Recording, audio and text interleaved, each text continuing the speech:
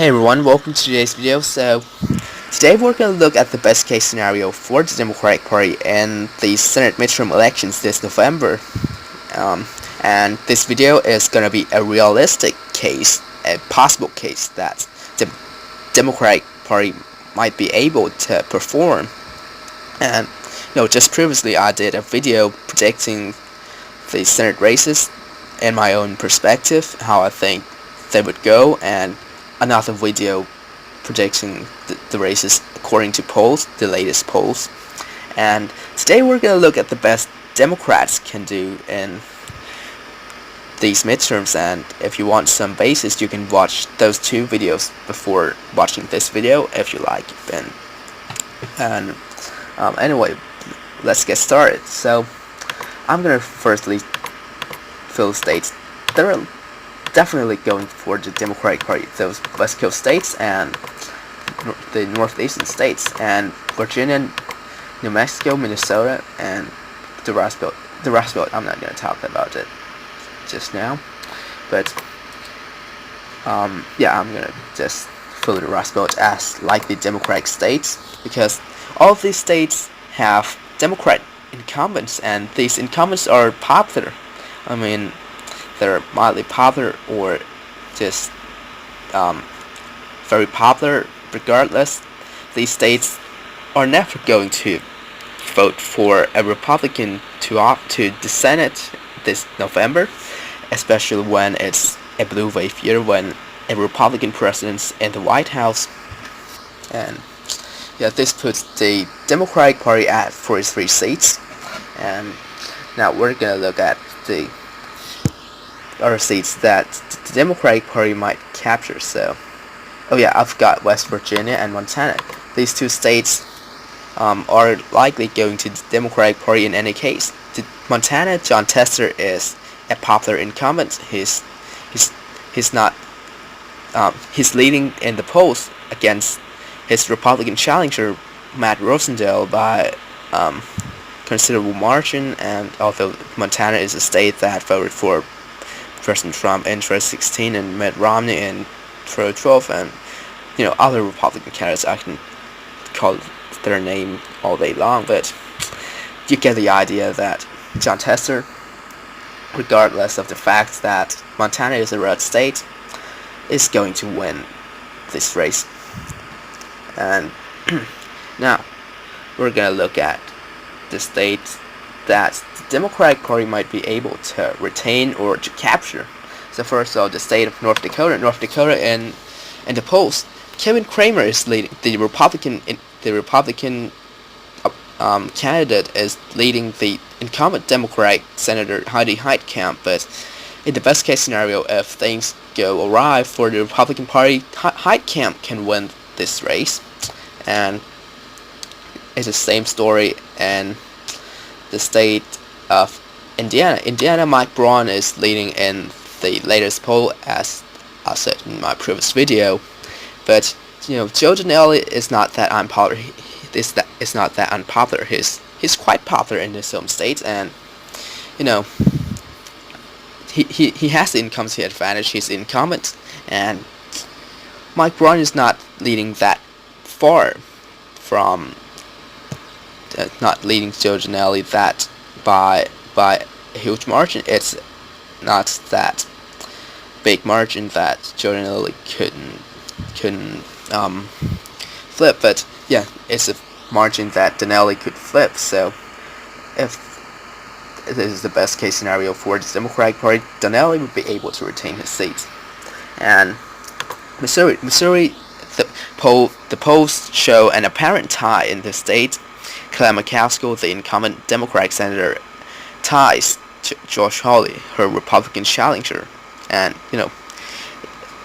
this seat would go to the Democratic Party in this scenario too, because she has an incumbency advantage, and yeah, this is the best case scenario after all. So 48 seats for the Democratic Party and 42 seats for the Republican Party.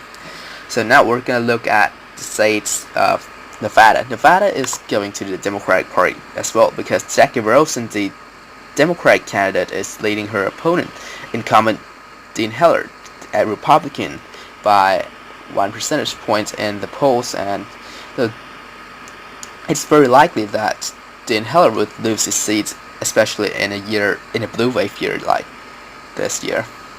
And Arizona is going to the Democratic Party as well in this scenario because Kristen Sinema is leading her opponent Martha McSally in the polls, although her margin has dropped significantly after the primaries were held. And but regardless, this seat would go to the Democratic Party in this case, and the Democratic Party has 50 seats. And anyway, we're gonna look at the state of Florida. Florida, Bill Nelson is leading Rick Scott in the latest Rasmussen poll by 1%, but in my own opinion, this state would go to the Republican Party. Rick Scott would be able to flip that margin, and polls are not that accurate. And Rick Scott is a popular governor. He's way more popular than Bill Nelson, and he has the energy. He has the money. He knows how to campaign. He knows how to spend his money in order to win a race, and that's the strategy he used to win the gubernatorial elections previously. But after all, this is the best case scenario for the Democratic Party, as I said, and Bill Nelson has the incumbency advantage. The state of Florida would go to the Democratic Party. And now we're going to look at the state of Tennessee. Tennessee is, this one is very competitive and probably unprecedentedly competitive because Tennessee is a typical red state, but this year Phil Bredesen even led Marsha Blackburn in the polls, but although Marsha Blackburn just came back to take the lead, but it underscores how this race would be competitive. And Bredesen is a popular former governor, and his views just are not that liberal, that just don't align with the general views of Tennesseans. But so I think this is the best case scenario for the Democratic Party, and he would win. And this seat is left vulnerable by the retirement of incumbent Republican Bob Corker, who was a critic of President Trump. But that's why I think the Democratic Party would win this seat. And now let's look at the state of Texas. Texas, this one is very disconcerting for the Republican Party, since Ted Cruz is leading his opponent Beto O'Rourke by a very small margin. It's just 1% in the recent poll, and that margin is dropping and dropping gradually.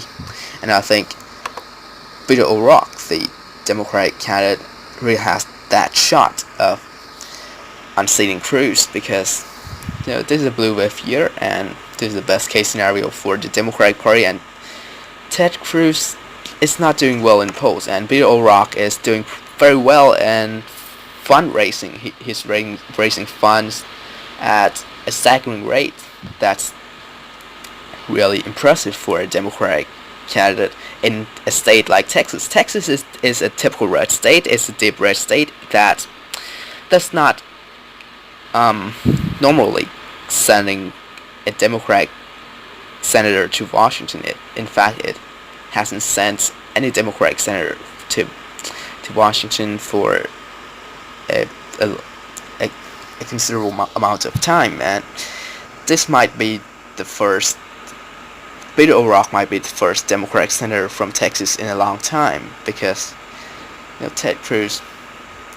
This is disconcerting for the Republican Party, and this puts the Democratic Party at 53 seats. They just surpassed that 51 majority threshold, and these Democrats are going to contest President Trump and his Republican allies in the Congress, and probably derail the Trump presidency. Or it depends on your political point of view. And I'm not gonna express mine, because I'm not gonna politicize my channel, but get the idea.